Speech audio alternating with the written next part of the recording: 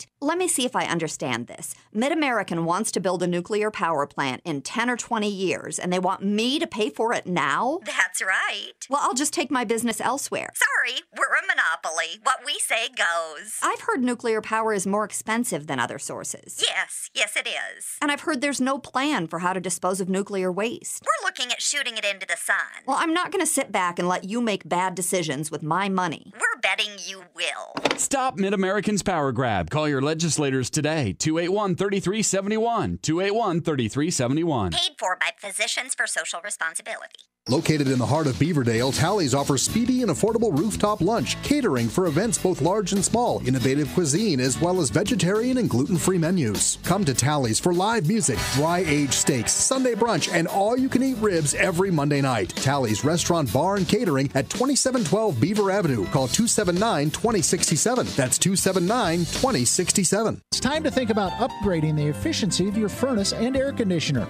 Leonard Tinker Heating and Cooling has provided honest, competent service for over 20 years. Whether it's your home or business, for repair work or to install a more energy-efficient furnace or air conditioner, call Leonard Tinker at 263-0422. That's 263-0422. For honest, competent heating and cooling service, call Leonard Tinker at 263-0422.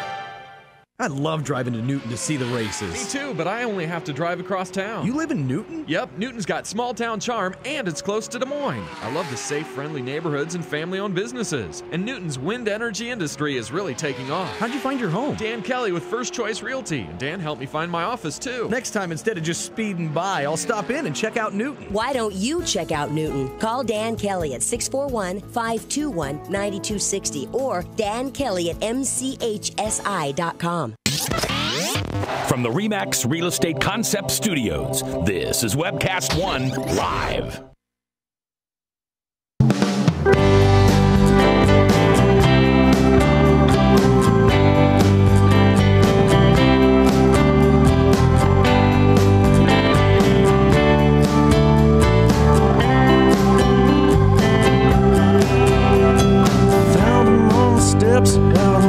Welcome to the Fallon Forum.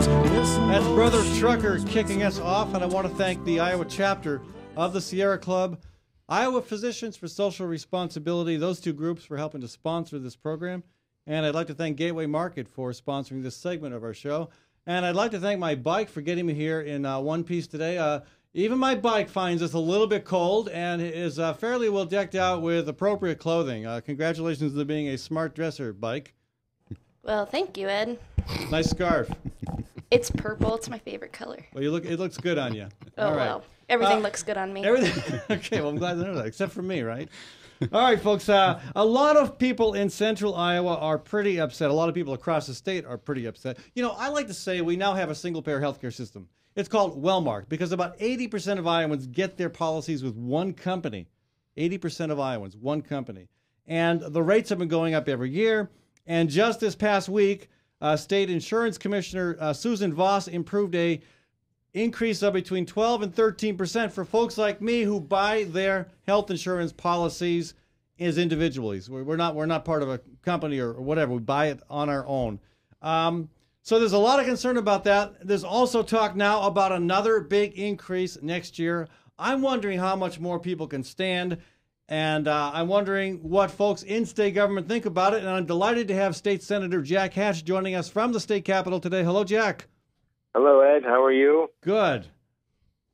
You, I imagine you're pretty much in the thick of it now, so I appreciate you taking the time to join us. All right. That's my pleasure. Okay. Well, what is your take on the increase that was recently approved? You know, these things have occurred in the past, 7, 8, 9 years, and they're gonna occur in the next 4 or 5 years unless we really embrace the Affordable Care Act and start bending the curve down. Walmart is at the end of the food chain. They accumulate all the costs, make their predictions, project the cost in the future, and then they charge the premium. The fact that they're asking for a 13% increase, or an average 13% increase, reflects how this whole healthcare system has been so dysfunctional and doesn't help get people healthier. It's the sick care system because it's all based on how many times and how severe people get sick. So now Susan Voss was saying she felt her hands were tied, that because of cost, she had no choice, or, well, she had a choice, I guess, but logically she felt justified in approving the rate, the increase. Do you feel that's true, or do you feel that the insurance commissioner should have rejected that proposal? Well, I think we should have had more insurance oversight in all of this, but that's her prerogative, and she's going strictly by the statute. It's hard to get changes in the statute that would give her more authority. So I'm not, it's kind of like I've heard this story before. I've sung this tune before. I've listened to this song before, and I'm focused more on getting the system be turned around so that we have people who are right now uninsured, get them into the system through expanding Medicaid. Those people who have high premiums, give them an option of getting lower premiums through the insurance exchange. That's going to be set up through the Affordable Care Act. Right. And that's where my focus is, so that we don't have an insurance commissioner in the future who says that her or his hands are tied, and kind of gives the acknowledgement to the insurance companies that their rates are legitimate. Now, there are no real limitations. I mean, I guess there are some limitations, but nothing that really prevents an insurance company from continuing to increase its rates like this. Nothing in the Affordable Care Act that puts any limitations on how much they can continue to charge.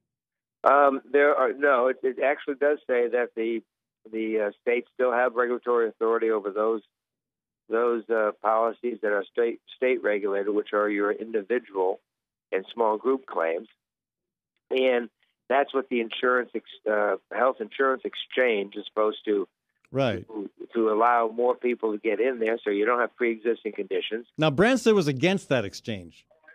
He was against the exchange. He's defaulted to the federal exchange. He's what?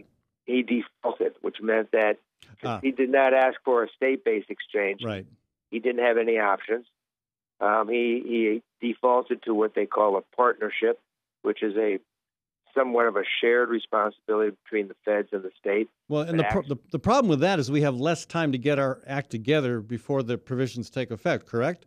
Well, we have like everybody else, but the fact is because he made a decision so late that the feds are going to take over most of the organization of it, and we have little flexibility. It's going to cost us more.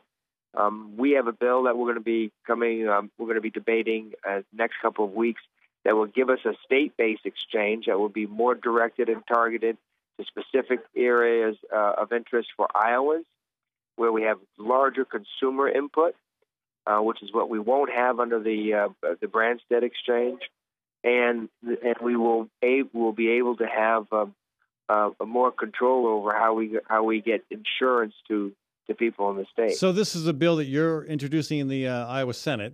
Yep, and then it's going to go through Commerce, and Senator McCoy will be floor managing it. And how will it? Who will be floor managing it? Sorry, Senator McCoy. McCoy, okay. And how will it specifically improve on what Governor Branstad is now essentially required to do? What additional opportunities will it give people to buy insurance that's affordable? Think of this as a Travelocity program. Just like you buy your airplane tickets online, you can buy your health insurance online. Okay. And you'll be able to do the same thing under the exchange as he defaulted to the feds, or through the state-based exchange if we get this passed. Okay. The big difference is that under a state-based exchange, have more responsibility on identifying the essential benefits that will be in the plan, and will have a much stronger consumer voice. Okay. So it will not be run by politicians or by the federal government, and that's the big difference. But now regarding I like the comparison with buying one's airplane tickets online. I sometimes do that, but if my travel plans are complicated enough, and sometimes they involve not just a plane, but a train or a bus, I'd rather go to my travel agent. My travel agent knows the ropes a lot better than I do. He can find his way through to the best deals. Isn't there an advantage to going to, if you've got a friendly neighborhood insurance agent that you've worked with for a while, isn't that an advantage to work with them than to go online in some cases? You could still do that. It doesn't prohibit you from doing that. And a travel agent, or in this case, an insurance agent, can get compensated if you go through their services. So it doesn't prohibit you from doing that. Okay. So now, one thing I remember very distinctly when the Affordable Care Act passed, the very next day, or maybe the same day, insurance stocks on Wall Street soared. They went way up. And that told me that, whatever else this bill may be, the insurance industry likes it. And I'm of the belief that we ought to get out of it, that at some point we need to move beyond having the middleman in healthcare be the insurance industry. And well, I mean, what you have to remember is that the Affordable Care Act is based on the private insurance model of healthcare. Right. And it's based on the private medical model of healthcare. So we're not talking about socialized medicine. We're not talking about a single payer system. It is clear that the reason insurance companies liked it meant that more people will be available. About 20 to 30 million more people will be available to buy health insurance. And also, is it safe to say too that also there aren't real restrictions on how much they can continue to increase their rates, as we're seeing? Well, that's why you want a strong insurance, health insurance exchange run by consumers. Right. Do you think that bill will pass? I mean, obviously, I think the Senate probably has the capacity to pass it. But what about the House or the governor? Well, I mean, the governor is misrepresenting the situation. He says it's less expensive and more flexible. Well, it isn't, and people will come in through our testimony and contradict him. And if he still wants to be contradicted, it just shows the lack of leadership that he's providing, and that he's mainly supporting some sort of special interest. But I've talked to enough insurance agents and the private sector insurance companies. They like a state-based exchange. Right. So we're trying to hopefully get his politics kind of back in line with Iowa's values, and say, listen, Governor, listen, colleagues in the Iowa House, we think that this is what Iowans want. It doesn't protect, it doesn't slam, it doesn't reject any kind of insurance base that we have. It expands the ability of insurance companies to provide more policies that are directed toward more Iowans that will have a greater choice of identifying and choosing more affordable plans. Okay. So everybody, is kind of thinking this is the best idea we have, and we should move away from this federal default system that the governor has put us into, and by 2015, come up with a Iowa state-based insurance exchange. One more question, Jack. I know you've got a couple meetings to get to. There's a deadline coming up by which folks, and again, I'm uninsured. My rates went way too high about almost 2 years ago, and I finally said I had enough. They doubled. I couldn't afford that. So I'm among the folks right now who do not have insurance. And I will have to purchase insurance by, is it January 1st of 2014? That's correct. Okay. And what happens if I and possibly thousands of Iowans don't? What happens to us? Well, you have the option, we hope, to be part of the expanded Medicaid program, which is another program that brings Iowans who are adults who are below 135% of poverty to get into insurance and to have an insurance-covered policy. If you don't qualify for that, if you make too high of a salary, you can go to the insurance exchange, and there's a sliding scale of subsidies for 100% of poverty on up to 400% of poverty that the federal government will help subsidize those plans. Okay, and so right now, I'd be paying $350 a month. I'm healthy as a horse. That's what I would be paying if I was still on my my plan. Right. What would it look like with the insurance exchange? Well, we're hoping that it's much lower, but we won't know that. Right. And you'll have a variety of different plans to choose from. And Ed, you need to get insurance. Okay. Well, they need to make it affordable. I tell you, the reason you need insurance is because if you do get sick, even though they're healthy horses, they get sick. Yeah. I end up paying for your care. and that's kind of unfair too. Well, yeah, and you know what? I mean, I've paid health insurance for a couple decades, and hardly used it because again, I take care of myself. Well, but you never know what happens if you're on your bike and someone hits you with a car. My bike would never let me down. My bike would never cause me to crash, right? I've seen you with your arm in a splint before, so. Oh yeah, that was from a barroom fight. I got into a fight with a senator. No, I'm kidding. Well, Jack, thanks for joining us. I'd like to stay abreast of the legislation that you and Senator McCoy are working on, and hopefully it will move forward because it does sound like a good idea. Okay, we'll do it, man. All right, appreciate it. See ya. Bye. Yeah.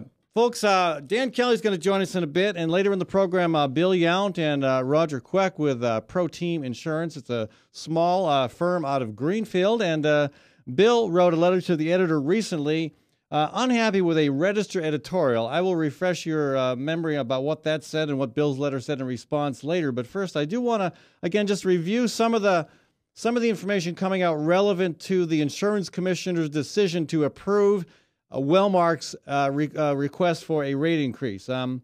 Again, 12 to 13%. That's how much more about 150,000 of us will pay. And again, I stopped going to Wellmark years ago because I didn't like the fact that one company was controlling, at that time, 75% of the policy. So I switched.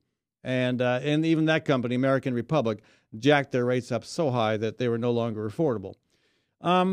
But presuming that 150,000 people like me, and individuals, small business owners, whatnot, are purchasing their insurance through Wellmark, I wonder how many are going to be able to withstand that 12 to 13% increase. Again, this is on top of premiums going up 9.4% last year, 8.5% the year before, and 18% the year before that. I mean, this is rather incredible. Has anybody's income gone up by an average of what, 12 or 13% in the last 4 or 5 years?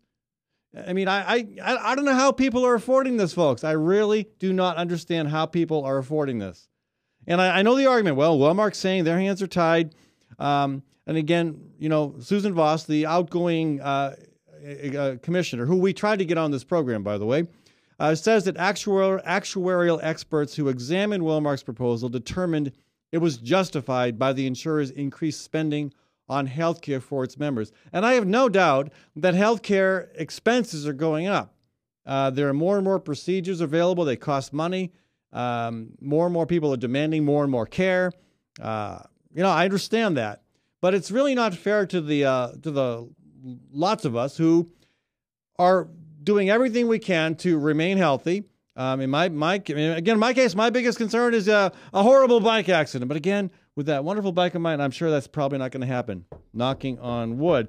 But the problem is, these increases are far beyond what most. People aren't earning more money. If they're earning any more money at all, it's very little. And so, something has got to break. And I don't share the same level of confidence as Senator Hatch does about the Affordable Care Act. I'd like to be proven wrong. I'm not one of these people who think it should be repealed. That's crazy talk.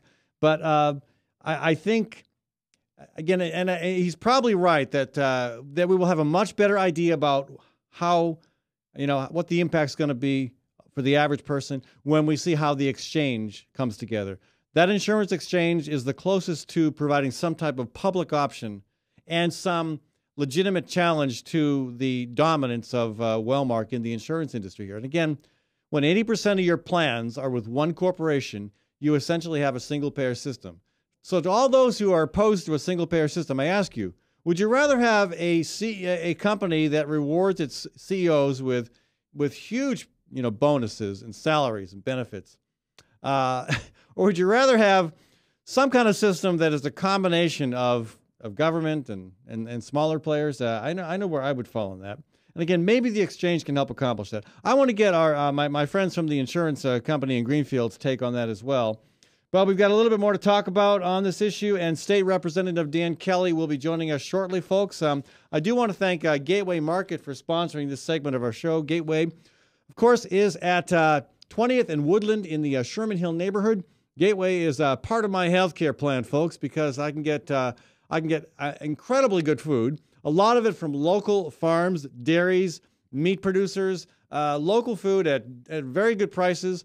And they've also got a fantastic cafe, breakfast, lunch, and supper there, and a catering service. So, folks, check them out. Gateway Market at 20th and Woodland in the Sherman Hill neighborhood. Make them part of your health insurance plan. I'll be back in a few minutes. From the RE/MAX Real Estate Concept Studios, this is Webcast One Live. Drug and alcohol addiction slowly steals a person's identity, tearing away pieces of their life little by little until one day it seems like the hope of a happy future is gone and there's no chance of getting it back. Here at St. Gregory Retreat Centers, we can assure you that there is hope. Our unique approach to recovery begins with the understanding that the dysfunction and damage caused by addiction can be overcome, not just dealt with. Don't let another day go by. Call St. Gregory today.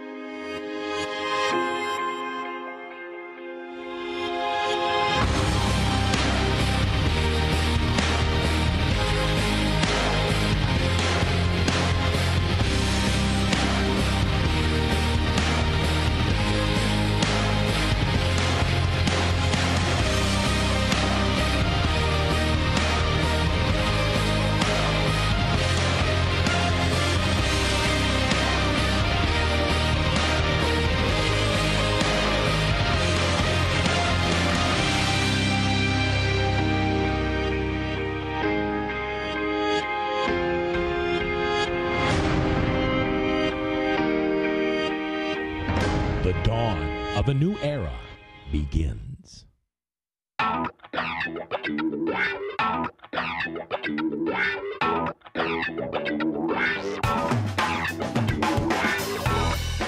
Well, good morning. This is the 7th of June in the Lord's year 2010, and this is day one of webcast1live.com. We will begin with Max World Live with my special guest, Tom Coates. In just a minute, there's Tom. Wait. Howdy. And we will be live for the very first time on Webcast One Live.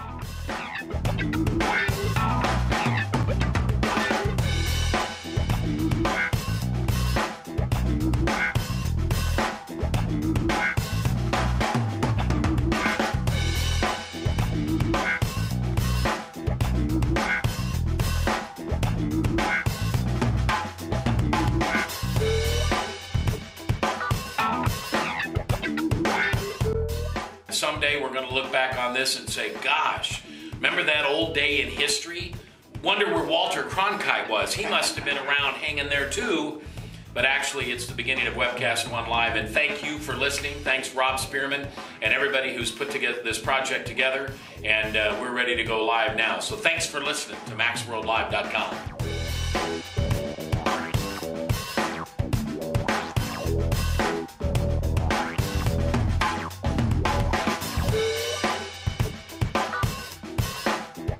I can't tell you that it's going real well from time to time, but it is going, man.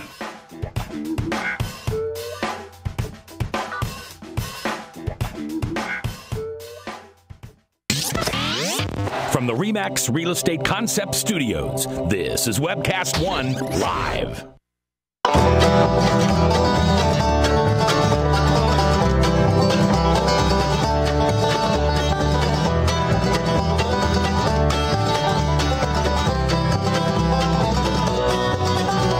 Jumping all over the place here, folks. That's Mr. Baber's Neighbors bringing us back to our conversation. We're talking healthcare today here, folks. But I do want to give, Dan Kelly has been a great fixture on the show for a long time. He's helped give us an inside look at some of the stuff going on in the state house, on the House side of the state capitol. And I do want to get his take on this healthcare debate. And again, later in the program, Bill Yount and Roger Queck with Pro Team Insurance out of Greenfield are going to join us. But Dan, welcome to the show. Hey, thank you, Ed. Thank you, Ed. It's good to be back. You're right. I have been a regular staple on the show, and And thanks for giving me that opportunity. I'm getting lots of complaints from my listeners. They're getting sick of you, actually. Well, that's okay. The only person they're more sick of is me. Well, anytime a guest doesn't show up or can't make it in, you give me a call. It's kind of like a Johnny Carson, Bill Cosby sort of thing. Which one are you? Well, I'm Bill Cosby because, whenever Johnny didn't have a guest, he'd call Bill Cosby and he'd show up. And, that's kind of the way I see my role here, Ed. So I want to get your take on health care, but what else is happening in the Iowa House that we need to be aware of? Do we need to buy tickets out of town, or things it's still safe? And well, I'll tell you, Ed, this has been a much less contentious start to the session than anything I've experienced previously. Of course, I'm starting my second term, so I only have 2 sessions under my belt at this point. But by this time last year, we were already defending preschool, and we defended marriage and collective bargaining rights and so forth. I mean, the last 2 sessions started off with very, very divisive issues right off the bat, and we've not seen that at this point. We've got some division. There's division over the governor's proposals on education. Yes, yes. Maybe not the need for some kind of tweaking of the system, but yes, but he's putting his reform priorities ahead of allowable growth. But I guess to be more specific about the difference between this session and last 2 sessions is by this time last year and the year before, we were already debating divisive bills on the floor. Right. In week number 2, and we're not doing that at this point. There is some division and disagreement on the governor's education, what he calls reform package. Again, I try not to use the word reform because I think it implies that our schools are broken, and I don't believe that. I think you're right. We have great teachers and great educators, and we need to offer them our support, not infer that their work is broken in some way. But really, the governor is he's kind of using, I think it's fair to say, it's a bit of a bullying tactic. It's basically, you pass my reform package or we won't set allowable growth. Well, and the Senate is kind of... and the Senate is suggesting 4%. Well, and they've not just suggested it, they've gone ahead and initiated committee work on their bill. When I say suggest, they've formally introduced that. Well, didn't they pass it out of a committee yesterday? I think so. I'm not certain of that, but I would not be surprised. Yeah. So anyway, I mean, healthcare is again we're probably going to see more action on that in the Senate. On 4%, I think that's on healthcare issue itself. Oh, healthcare. Yeah, sorry, yes. that was a I'm very sorry. You quick... switched. I was still on education. Yeah, I switched gears very fast. Okay. I'm trying to keep up. Yeah, I'm like that when I change gears on my bike too. Okay. Woof, okay. Woof. Yeah. So anyway, you do that. Yeah. Again, more of the debate is probably going to happen in the Senate. But I think that's the case. Any sense of what might happen on the insurance exchange in the Iowa House or any other healthcare related issue? Well, here's what's disappointing on the discussion we've had prior to the session starting on healthcare. I think the governor was really counting on Romney winning and thought that the exchange might disappear because he waited quite a while to make a decision on that. The decision was eventually made that we would work with the federal government on establishing Iowa's health exchange, and I don't disagree with that. I think that was probably the right decision, but my concern was that it was not priority number 1. It wasn't near the top of the list, and that's very unfortunate for all Iowans, especially those who are dependent upon programs for receiving their health care. Well, let's take a few phone calls, folks. 244-0077, 244-0077, or toll-free 855-244-0077. And you can always contact me by email as well at fallonforum@gmail.com. And remember, if you don't call, Frank will. Let's go to Pat on line 2. Hello, Pat. Welcome to the show.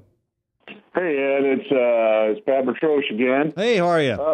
Hey, I'm doing well. I wanted to weigh in on a couple of things about Walmart's insurance increase. Okay. A couple of things. One, they're preparing for the increased taxes that are coming out with the Affordable Care Act next year. That's one of the things. Well, that's not what they said. That's not what was said when the insurance commissioner approved the increase. She said nothing about future taxes. It was about costs. Yeah, well, and that's part of the cost. That's what they're talking about. That's part. I'm telling you, all right, that they're trying to cover part of their costs from the Affordable Care Act. The second thing is there's been a drastic rise in disability claims. And as you know, when you get disability, you go on SSI, you also go on Medicare, and in some cases you go on Medicaid. That makes these procedures for people that are disabled, whether they're mentally or physically disabled, much more accessible, and therefore the costs go up. That means essentially that Walmart is in competition with Medicare and Medicaid to provide these services that come available. And the third reason is, as you said earlier, there are a lot more procedures available. There's a lot more medications used to treat illnesses now than there were, say 10 years ago. Well, and it's no secret, Pat, and I am not a fan of the private insurance system.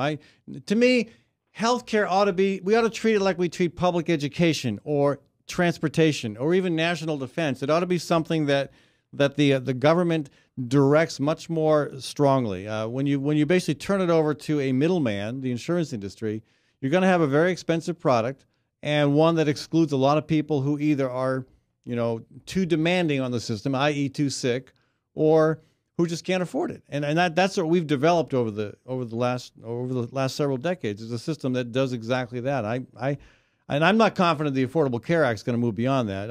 And you and I may have our reservations about the Affordable Care Act, but probably from different points of view. Did you want to respond to that, Dan, at all? Or? No, I think your caller brought up some good points. About the. Well, I will issue with one of the things that Dan said is that he doesn't think our school system is broken.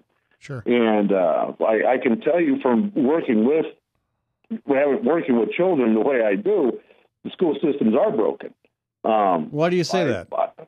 One, I think it's, I always hate, this blame Bush thing, but this No Child Left Behind law really is a terrible law. I agree with you on that. Yeah. I don't disagree with that either.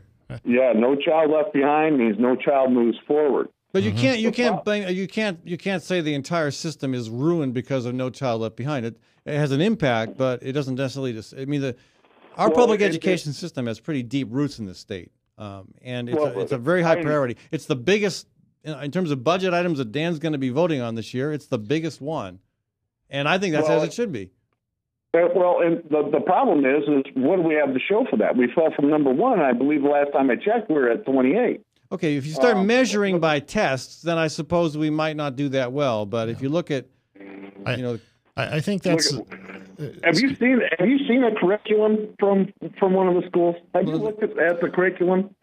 If you look at the curriculum for these schools, Southeast Polk in particular, but Lincoln, Hoover, East, all of the big city schools, their curriculum is 60% social and 40% education. Let me let Dan respond to that, and then I'm going to go back to healthcare here, Pat. Sure. The caller brings up 2 points, curriculum and then the ranking for the state on various educational testing. First, on the educational testing, I think that it's important when we look at these rankings state by state that we take No Child Left Behind into consideration and realize that some states are just teaching to the test. And fortunately, we have high-quality educators in Iowa that put a lot of thought, time, and effort into developing the second point that the caller brought up, curriculum, and are more inclusive in what they include in the classroom instruction. I have no problem with handling, social issues and so forth within the classroom. I think it's unfortunate that many states have started teaching to the test. But social issues should not be part of the curriculum. They should be teaching math, science, computer skills, things that will help them move forward in life. Well, I think learning about other cultures also helps you move forward in life. Learning about the differences of people around you. I think it should be taught in the home. Those things should be taught in the home. And if you want to teach about foreign cultures, terrific. Make that an option, not a requirement. Well, I think that we have, for the purpose of this conversation, we have a very loose definition of what is social education. I think, certainly there are skills and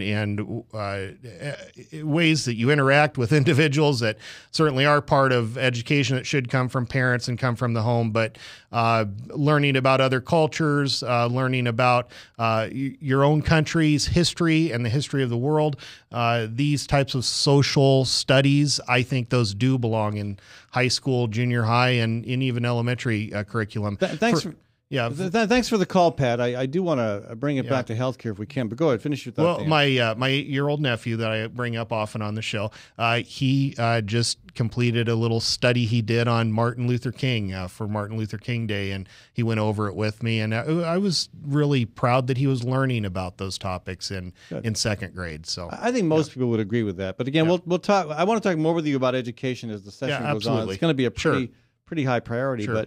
But what are you hearing from your constituents? Back to the Wellmark health insurance, healthcare issue. I mean, there were thousands of people weighed in on this increase. They were not happy with it. You had the insurance commissioner and Wellmark on one side, and most of Iowa on the other side. What were you hearing from your constituents in, the mid-sized town of Newton? Sure. Well, I'll be honest with you. It was, as I rank the topics I hear about, it was probably not at the top of the list. But there were some constituents who contacted me. Newton is a fabulous community. It's really a community of middle-class values and middle-class families, and a lot of them are struggling to make ends meet. And any time a rate increase occurs, that that doesn't bring more money into the family budget. That means you got to reassess and re-budget. And we talk about it in terms of Wellmark's decision and the broader political discussion, but I think really we need to whittle it down to what does this mean to individual families? What are they going to go without? What are their kids going to go without because Wellmark increases their fees, their rates, and so forth? And is this money necessary? Do they need that? I don't think so. A lot of it goes towards extra pay for the highest among their. That's my concern. Yeah. I know they bonuses and so forth, and that's unfortunate. Yeah, they try to show how it's going to cover healthcare costs, right? And I understand that. But I also look at the compensation for the biggest dogs in the company, and it's a lot more than you and I will ever see. Right. And I also want to add, Ed, that I did serve on the Health and Human Services Budget Subcommittee my first session. I've since moved to ranking member of the Admin and Reg Budget. And healthcare is a very, very important issue on both the national level and the state level. But as you know from being in the legislature, sometimes you have to depend on those you trust in the House and Senate and really listen to their thoughts. And Representative Mark Smith and Representative Lisa Heddens and Senator Hatch are folks that I listen to and pay very close attention to their thoughts and concerns about health care and mental health and so forth. Do you have any sense of whether the majority party in the House Republicans, are going to come to any agreement on what the Senate wants to do on the health insurance exchange? I think it's too early to predict anything like that. Okay. But I imagine they're hearing from their constituents as well about the Wellmark hike. I'm sure they are. Yeah. I think everyone is. And again, a 12% increase, an average of 12% increase 4 years in a row. Right. I mean, I don't know anybody whose income keeps that, is growing at that pace. I don't know how they can expect people to afford that. Right. And again, if you got to choose between rent or your mortgage, your food, your transportation budget, or your health insurance, it's probably health insurance is going to go. And in the end, that'll drive up costs. Frankly, Ed, I think every conversation we have, whether it be gas tax, health insurance, and so forth, it has to start at the kitchen table of the middle-class family and see how it is going to affect their lives and their livelihood. State Representative Dan Kelly, folks. Dan, thanks for joining us. Thank you, Ed. And maybe you could take a poll and see if your readers like me on your listeners like me on Thursday or Wednesday. If they'd like to bounce the schedule around. I'm flexible, so so I'm happy to come over anytime. I don't think that distinction is a high enough priority to have a poll on. It is less than a mile from here to the Capitol, so I can be here pretty much anytime. I'll skip my lunch and run right over. So if you see Dan running down Locust Street, huffing and puffing, that's he's trying to get here on time. I might bring a sandwich next time. Okay. Possibly. Okay. Yeah, thanks for joining us. Thank you, Ed. Thank you. Folks, when we come back, we're going to speak with Bill Yount and Roger Queck with Pro Team Insurance. It's a little firm out of Greenfield. Bill wrote a letter to the editor just last week responding to a Register editorial on the subject of Wellmark's increase, on the subject of the insurance exchange, on the broader subject of healthcare that he was not happy with. So we're going to get his take on the issue, his and Roger's take on the issue when we come back in a few minutes. From the RE/MAX Real Estate Concept Studios, this is Webcast One Live. Hey folks, it's Ed Fallon. I want to tell you about saving energy and saving money. Tim Reynolds with Reynolds Energy Solutions will give you a comprehensive energy audit that will cost you nothing. And Tim will identify the many ways in which you can reduce energy use while saving money. Now, I had Tim over for an audit last month, and I was amazed, I tell you, at how much energy was going through the roof, out the windows, the back door. You get it. So before the cold winds of winter really blow hard, give Tim a call at 802-2801. That's 802-2801. I'm a burrito. I'm a fighting burrito, full of fresh ingredients prepared before your very eyes. I don't have eyes. I have over 28 options and 268 million combinations, including Rizzo for vegetarians. I can take my meat off and call myself vegetarian. Put that back on. The Fighting Burrito is locally owned. I'm owned by some big corporation somewhere. Say, you want to go on a date? No thanks. I'm seeing a quesadilla. The Fighting Burrito online, fightingburrito.com. Join the fight. Since 1994, Sid's Catering has graced Des Moines area events with quality service and rave reviews. Owner Sid Cohn's culinary career began with a Northeast Iowa vacation home for international clientele. Sid earned a Bachelor of Science in Hotel Restaurant Management and was the assistant clubhouse manager at Des Moines Golf and Country Club. Sid has a passion for fresh, local products and offers a wide range of options, including vegan, gluten-free, and ethnic. Mention the Fallon Forum when you book your breakfast or lunch event and get 10% off. Contact Sid's Catering at 208-2091. That's Sid's Catering at 208-2091. On March 28th, Equal Justice After Hours is Iowa Legal Aid's annual fundraiser that helps provide access to justice for low-income Iowans. The event includes a reception and program at the Temple for the Performing Arts in Des Moines. It also includes remarks by Georgetown University law professor Peter Edelman and the induction of Robert Oberbelly into the Iowa Legal Aid Hall of Fame. Tickets start at $50 and sponsorship opportunities are available. Contact Terry Bennett at tbennett@iowalaw.org. That's tbennett@iowalaw.org. Nestled in the heart of downtown, Ritual Cafe is one of Des Moines' most unique places, offering a wide variety of coffee and tea. Ritual Cafe also serves the only all-vegetarian menu in town. And Ritual Cafe is a cultural hub for artists and musicians, with a performance stage hosting local, national, and international talent. Make Ritual Cafe a part of your daily ritual. On 13th Street between Locust and Grand in downtown Des Moines. And check out ritualcafe.com. Community CPA is the 15th largest CPA firm in Iowa, providing audit, tax, and accounting services. Community CPA specializes in international tax treaty and double taxation avoidance among countries and states. 9 dedicated, experienced, hardworking staff are the company's foundation, and their compassion towards every client is the secret behind Community CPA's success. At Community CPA, you can expect quality service year-round. Call 288-3188. Community CPA, 3816 Ingersoll. Experience the difference. From the RE/MAX Real Estate Concept Studios, this is Webcast One Live.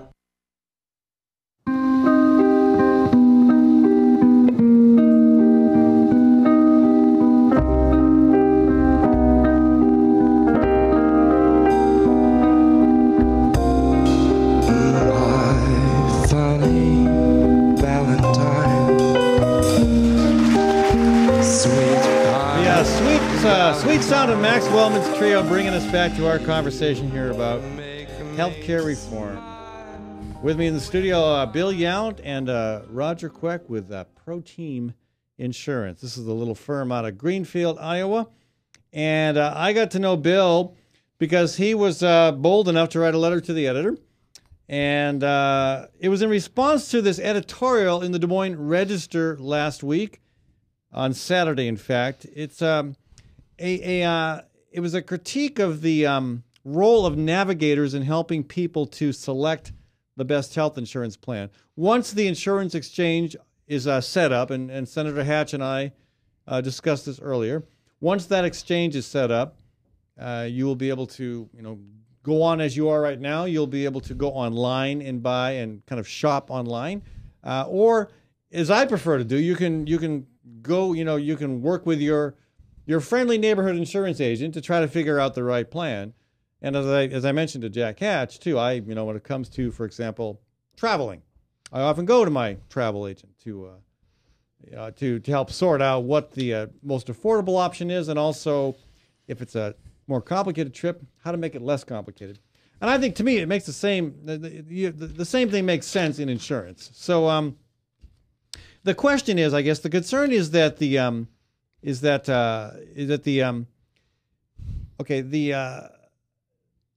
there's federal money coming into the state, okay, to help people pay for coverage. And the concern that the Register has, and that some others have, is that there will be people trying to get a piece of that puzzle, a piece of that pie. They want a chunk of that dough for themselves. And so that instead of trying to provide a little financial help to their friends, state officials must focus on providing help to average Iowans. That's the Register's take on it. They see money that might go toward helping to set up this exchange and to basically pay these agents, these insurance agents, to be navigators. They see that as diverting money from the pool of funds coming from the feds away from where it should be, helping consumers get the best best plan and the most affordable care. And Bill disagrees, and I'm assuming that Roger disagrees also, or you would not have brought him with you, right? That's correct, Ed. Okay. So tell us, give me your take on why the Register's analysis of the exchange issue and the use of navigators is off base. What's your take on it? Well, Ed, we're small town agents. We live in a small town, Greenfield, but the people we deal with are our friends, neighbors, and people that we see every day. So we provide a service such that we help to try to get them through this insurance process and try to pick the right product for them with their input and try to keep their costs down. And we get paid. The only way we do get paid is if we sell that product to them. We could spend hours and hours and hours, which we do anyways, and direct them where to go. They can walk out the door and go buy it themselves. They don't have to go through us. They can go to another agency. Now, it sounds like what the Register is concerned about is that some of the money coming in for more to implement the Affordable Care Act will go to your pockets instead of going to the consumers whose insurance rates and care we're trying to improve. That's their concern. You're saying that you don't get paid unless you actually make the sale. That's correct. But if they go with navigators, the way I understand how navigators could be paid, they're going to be paid by grants. So they get paid no matter what.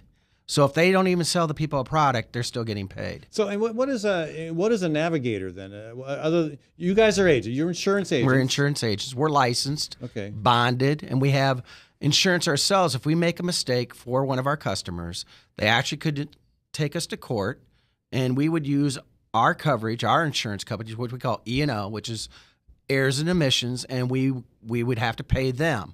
With navigators, the way I understand it, too, they do not have any insurance. So if they make a mistake with their customer or with that clientele, where's the person going to do? So insurance agents can be navigators, but not all navigators are insurance agents. Is that how I understand it? Correct. The difference is if an insurance agent decides to be a navigator, they would have to be paid through the federal funds versus through a commission from the insurance company. The difference being the supposed conflict of interest type of issue.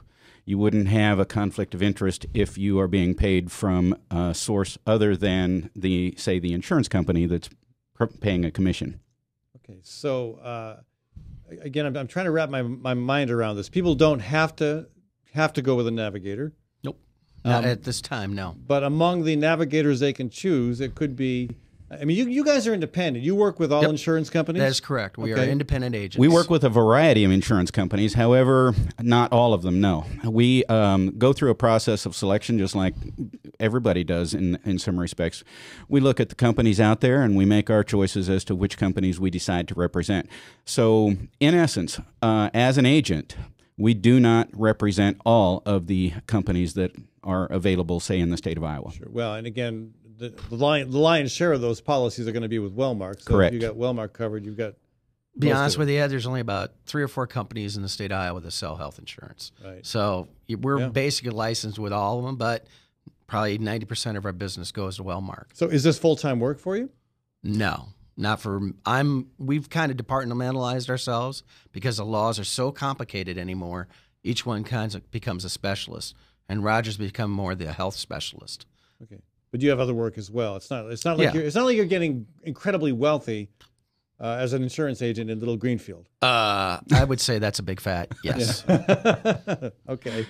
So again, so if I decide, okay, well, I've got to get insurance now again, and I want to. I mean, I would like to be insured, but the product has to be affordable. Correct. And again, I can go to you guys. Correct. Or I can go to, again, I can go to a big insurance company directly. Yep. And the other option, again, I'm just trying to understand the range of options described under the term navigator.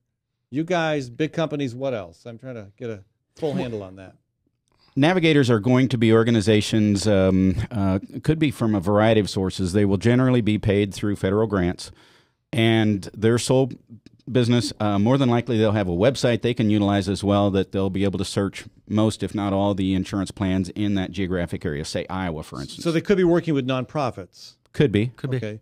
But they're not going to, they're going to get paid one way or the other, just as you are, just as some person working directly with Walmart. They're going to get paid no matter what. Where I and Roger's sake, we're independent agents, we do not get paid until the person buys the product. We can walk them through the whole process, and if they decide not to buy through our agency, they can walk out the door. We do not get compensated. We've already educated them, shown them the products, but once they walk out and if they don't want to buy it from us, we do not get compensated. A navigator would get compensated no matter what, because they're going to be through a grant. And they're also going to get, they'll be paid more percentage than what we even make ourselves. That was my next question. I mean, in the end, say you and that navigator with that paid through that grant do the same work. Which one of you makes more money? Which one of you gets paid more? Again, that money is going to come from the taxpayers, right? Correct, that is. So which one of you gets a bigger chunk of taxpayer money, you or that navigator? The way I understand, like the navigator does. And navigators will get, the way I understand it is 3.7%, and then they also get a 3% federal tax. So they're going to make 7.7%. We make 5%. Okay, so it seems like the registrar's argument should be the other direction. It should be arguing against navigators and in favor of insurance agents. I don't know where the register's coming from. All I know is when I read that article, I got a little bit upset because I feel that we're business people, but we're part of our communities. We pay taxes, but we care about the people we deal with. We're not we're human beings, so we care about them. We want to make sure they're okay. We want them to have correct coverage, just because we don't want to see them go to the hospital where all of a sudden the insurance companies won't pay. We care. I'm a single payer. I buy my own insurance. I don't belong to a group. I'm concerned about these costs, but you have to also watch how you're buying the insurance product. You have to become insurance savvy, and that's what we do. Yeah, and see, I will admit, as a consumer, I doubt I could classify myself as insurance savvy, whether it's health, property, automobile. It's a complicated world. Sure. I wish it wasn't as complicated. Nope. And I don't have any trouble with I'm out there about this. I would rather, I think insurance for life, property, automobile, fine. But when it comes to health care, I'd like to move beyond that. But again, even for all that, I find it much easier to help sort through the options and the complexities with the help of somebody. My agents actually have become friends. I first got to know them. They're in Dallas Center. Sure. I got to know them, 15, 20 25 years ago. I don't know how long. It's been a long, long time. Fox Insurance. Okay. And they've been very good to me. I mean, in the end, sometimes the policy is more than I feel like I can afford, but they're always fair. They're always helpful. They're always meticulous. And you know what? They even support my work. So, we've become friends over the years. So sure. I understand what you're saying. And I guess this whole darn thing is so complex. I think it's very possible that if the Register reviewed this conversation with maybe input from folks like you, maybe they'd come up with a different opinion. I don't know. I don't know either. I think the important thing is, again, that we have a vested interest in our communities.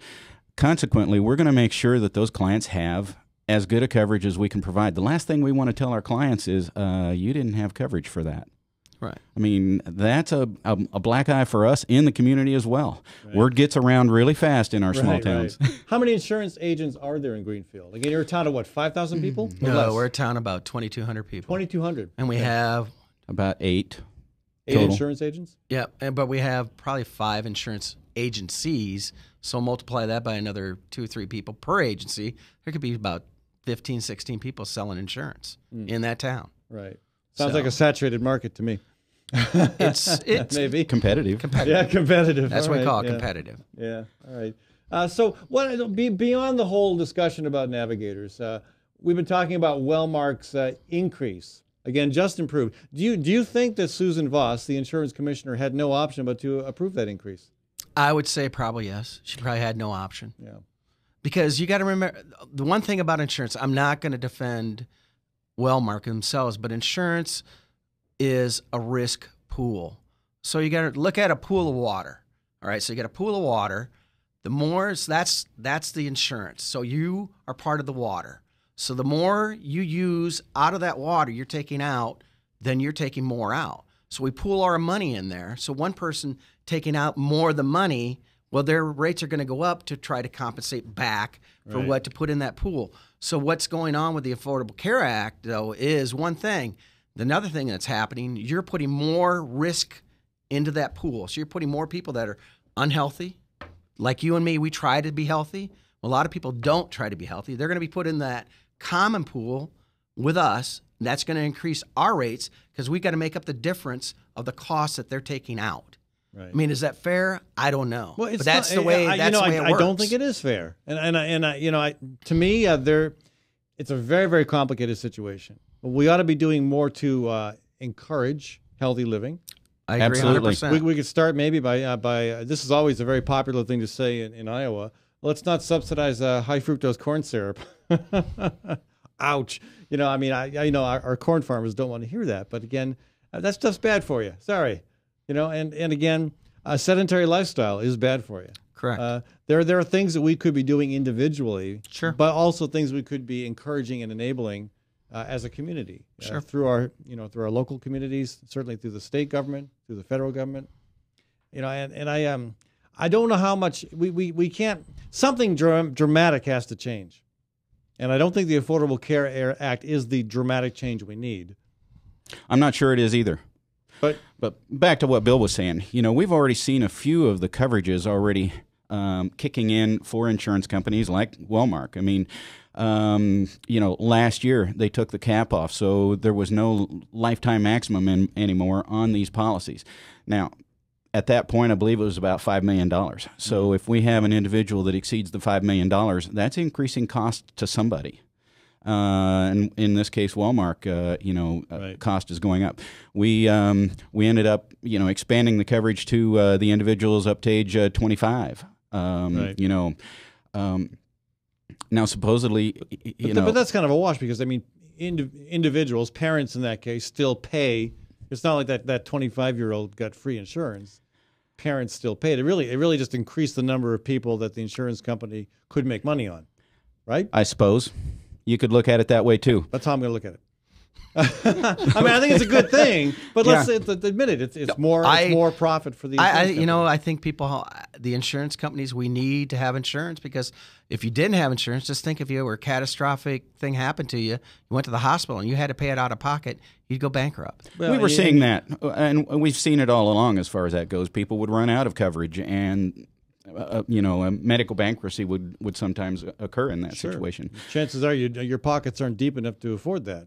Correct. Yeah. So, well, I have Bill Yount, folks, and Roger Queck with Pro Team Insurance in Greenfield. If you're in the Adair County area, you might want to give them a shout. I appreciate them taking the time to come on the show. This conversation started when I woke up one morning, had a nice strong cup of tea, read Bill's letter, and said, hey, I'm going to give this guy a call. And you did. I looked him up. I found him on the Greenfield Chamber of Commerce. Oh, thanks, That's how I tracked you down. That was good. Yeah, I like that. I'm a good little You're detective. a sharp guy, aren't you? Well, I try to be.